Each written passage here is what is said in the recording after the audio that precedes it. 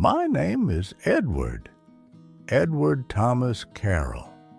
I am 82 years old, and there is a letter in my drawer that I wrote in the winter of 2019. I have read it maybe 100 times since then. I have never sent it. The drawer is the second one down on the right side of my desk. The desk my wife Ruth bought me for my 50th birthday. She said, "Every man needs a place to think." Ruth passed in 2015. The desk stayed, the drawer stayed, and the letter stayed with it. I want to be careful about how I say this, because the story is not simple. And Daniel, my son, he is not the villain of it. Neither am I. Or maybe we both are.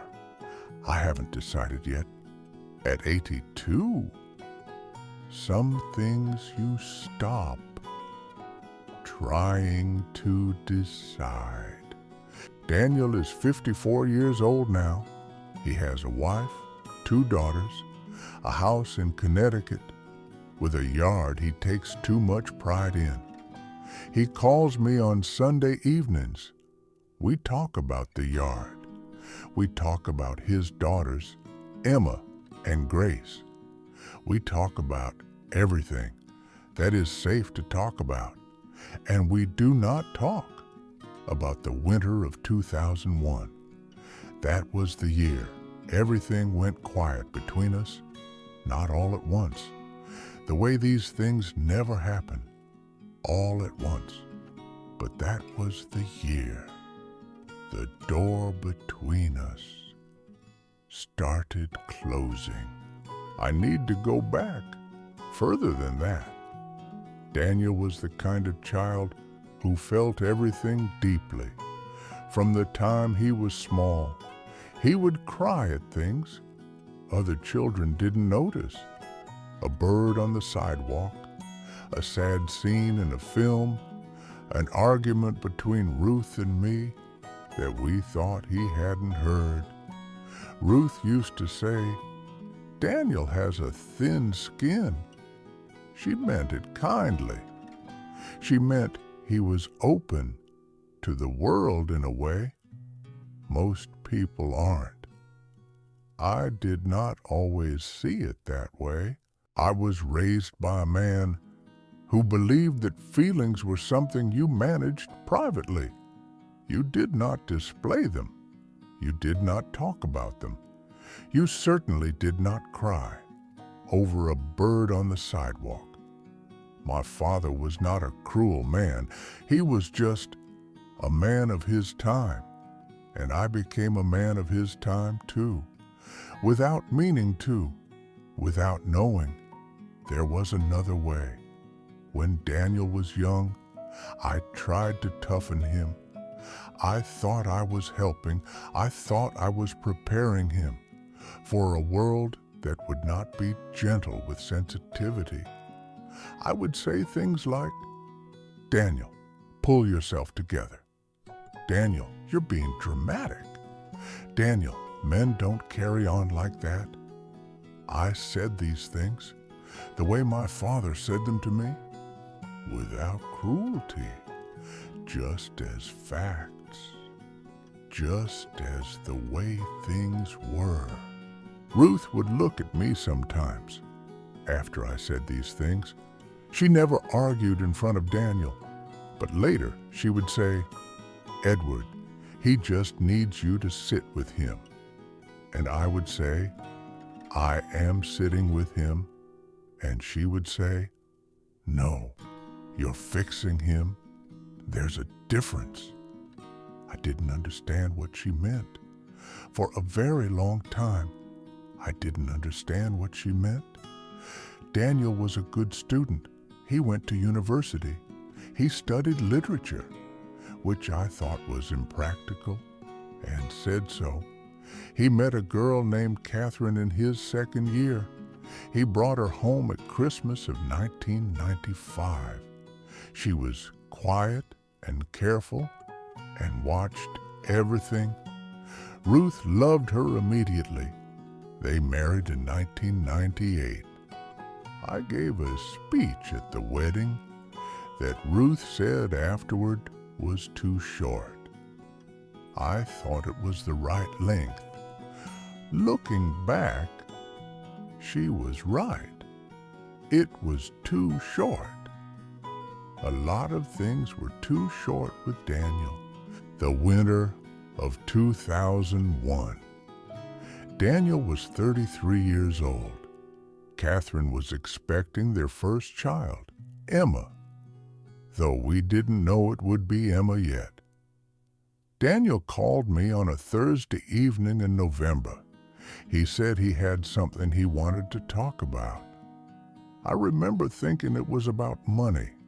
It wasn't about money. He said he had been seeing someone, a therapist, for about 8 months, he said, and that it had been helping him understand some things about himself, about his childhood, about us. I listened, or I thought I was listening.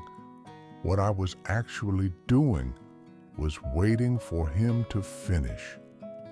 He said some things that were difficult to hear. He said he had spent most of his life feeling like he wasn't quite right, like there was something about the way he felt things that needed to be corrected. He said he thought that had come from me, not with anger. He said it carefully, like someone who had rehearsed it many times and was trying very hard to say it correctly. And I said something. I have thought about what I said that evening more times than I can count. I said, Daniel, I did the best I could with what I had, and I think this therapist is giving you someone to blame for things that are just part of growing up, just like that. That simply. That, finally. He was quiet for a moment. Then he said, okay, Dad. Just that. Okay, Dad. And we talked for a few more minutes about nothing, and then he said he had to go. He didn't call the following Sunday, or the Sunday after that. Ruth asked me what happened. I said nothing happened. I believed that when I said it. Christmas that year, Daniel and Catherine went to her parents. Ruth said we should call. I said he would call when he was ready. He didn't call. The baby came in March of 2002. Emma. Daniel sent a photograph in the mail. No note, just the photograph. Emma in a white blanket, eyes closed, tiny hands. Ruth cried when she saw it. I put it on the mantel and didn't say anything. We saw them that summer. A short visit, polite, the way visits are when something has broken and nobody has said so yet. Daniel was careful with me. I was careful with him. Catherine watched both of us, the way she always had. Emma slept through most of it. That was how the years went. Careful, polite, present enough to say we were present, absent enough that we both knew something was missing. Ruth never stopped trying. She would call Daniel every week. She would visit without me sometimes. She held things together the way she always had, quietly, without making it obvious that she was doing it, without asking for credit. I let her. That is the part I am least proud of. I let her carry it. In 2008, something shifted. I don't know exactly what. Maybe Daniel got tired of the distance. Maybe Catherine said something. Maybe Emma, who was 6 by then and had Ruth's eyes. Maybe she made it harder to stay away. Daniel started calling more. We started having proper conversations again, not about 2001, never about 2001, but about other things, real things. By the time Ruth got sick in 2013, the cancer that took her 2 years later, Daniel was present, fully present. He drove up every other weekend. He sat with her. He held her hand in a way I didn't know how to. I watched him do it and felt something I couldn't name. At Ruth's funeral, Daniel stood beside me. He didn't say much, neither did I, but he stood beside me the whole time. And when everyone had gone and the house was quiet, he sat with me at the kitchen table until late in the evening. We didn't talk about much, just sat. And I thought, maybe that was enough. Maybe sitting there was the same as saying the thing. Maybe we had moved past it, but we hadn't. I knew we hadn't. And I think Daniel knew too. In the winter of 2019, I sat down at Ruth's desk, my desk now, and I wrote the letter. I wrote for a long time. I wrote about 2001, about the phone call, about what I said, about what I understood now that I didn't understand then, about my father, about the way things get passed down without anyone meaning to pass them, about Ruth, about watching Daniel hold her hand in the way I couldn't, about Emma and Grace, and the man I had watched Daniel become, a man who sits with people, a man who doesn't fix, a man who just stays. I wrote all of it, every word I had carried for 18 years, and when I was finished, I folded it carefully, put it in an envelope, wrote his name on the front, Daniel, just that, just his name, and I put it in the drawer. Daniel came to visit last October. He drove up on a Saturday and stayed through Sunday, just the two of us. Sunday morning, I made eggs the way Ruth used to make them. Daniel came downstairs and said, "Grandpa, it smells like Sunday in here." I didn't say anything for a moment. I just looked at him, and I didn't say anything. I just put the plate in front of him. After breakfast, he sat at the kitchen table with his coffee and looked out the window at the yard. He said, "Dad, I want you to know something." I was standing at the sink. I turned around. He was still looking out the window. He said, "I don't carry it anymore. Whatever was between us, I want you to know that."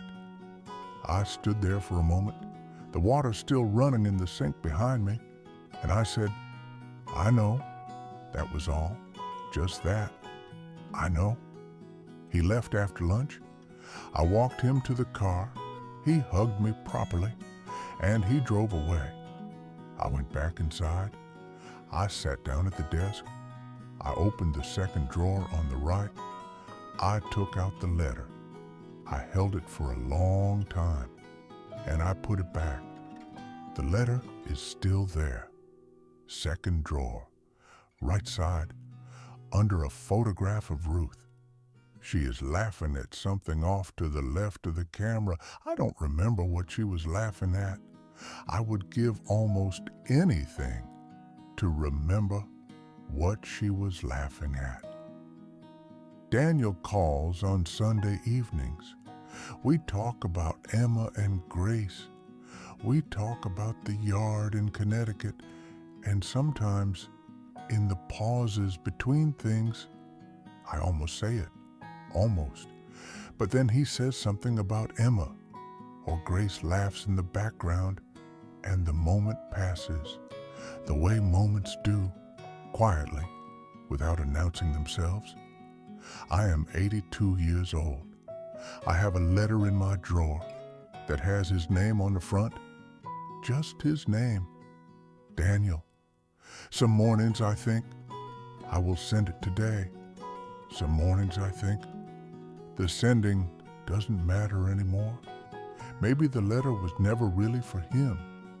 Maybe I wrote it for myself, to finally say the thing to someone, even if that someone was just a piece of paper in a drawer, under a photograph of Ruth laughing at something I can't remember.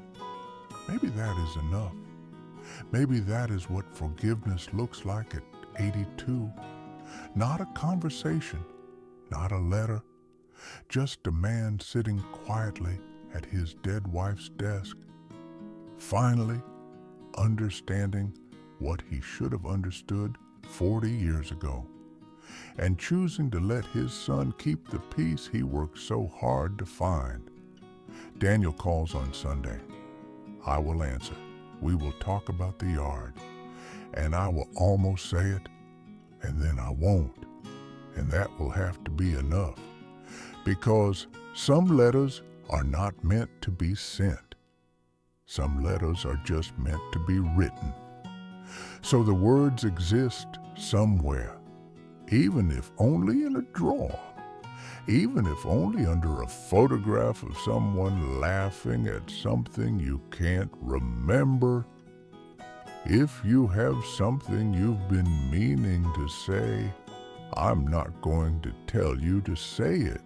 I just wanted someone to know the letter exists. That's all.